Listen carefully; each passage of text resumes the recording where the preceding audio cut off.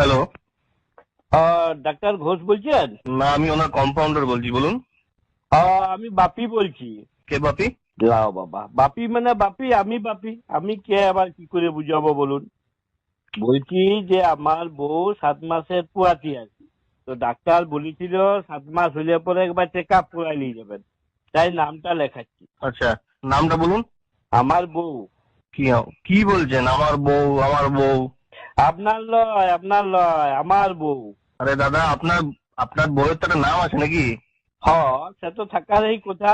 লেখুন, ঝুমা রানী, ঝুমা রানী রায়। বলি হুম। ঝুমা রানীটা একসঙ্গে লিখবেন। আরে বাবা, নাম লিখতে জানি। হ্যাঁ, সে তো বুঝলাম, কিন্তু জানেন তো আধার কার্ডে ঝু লিখিছে, তারপরে ফাঁক দিয়ে পরে মারানি। এই আধার কার্ডে লোককে দেখাইতে পারি, তাই বলে দিলাম আর কি।